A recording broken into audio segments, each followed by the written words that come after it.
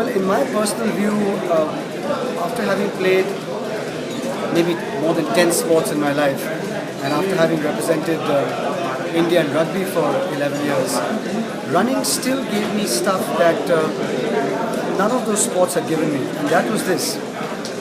There's a certain emotional and mental aspect to running, where you are entirely with yourself, and you suddenly become aware of how many thoughts and how undisciplined your mind is, because your mind keeps jumping from something to the other, till finally you find a way to still your mind, to relax your mind, and then your body relaxes even more.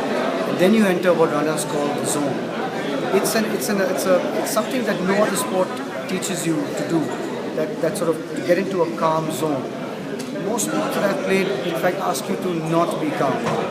So I think that's the greatest thing I learned from running. Apart from that, people are interested in how they look. This is the only thing that actually takes away those last pouches of fat which happen at the back of your waist. Without running, you can swim, you can diet, you can get into the gymnasium, you can even play rugby. It's not going to let that go. Finally, what actually erases and wipes out the fat is if you run for long periods of time and run slowly.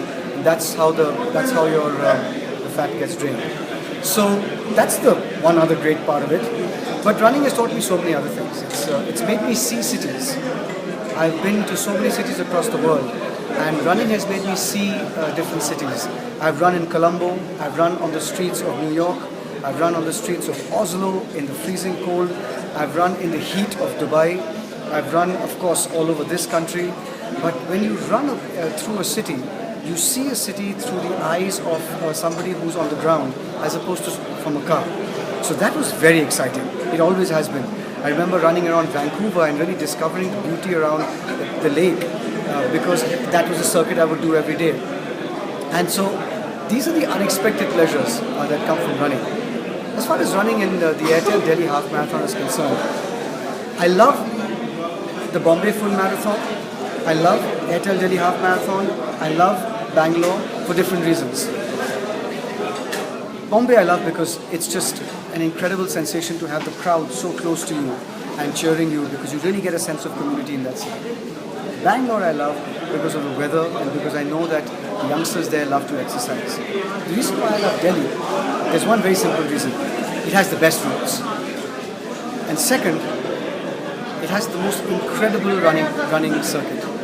I mean, that entire running track, the course, especially Rajpath, India Gate, and that entire, and invariably it's slightly foggy in the morning and you're running.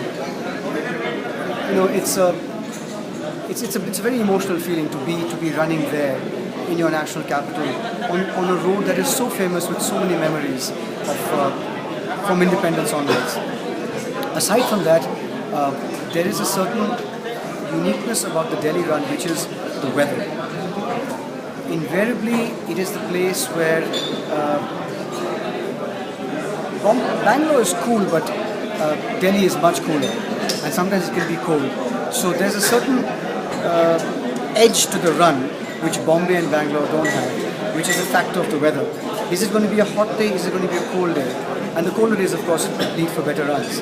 So I love all three runs, but the uniqueness of Delhi is the quality of the roads, and of course the fact that you're running on roads that are so famous and so much part of our history.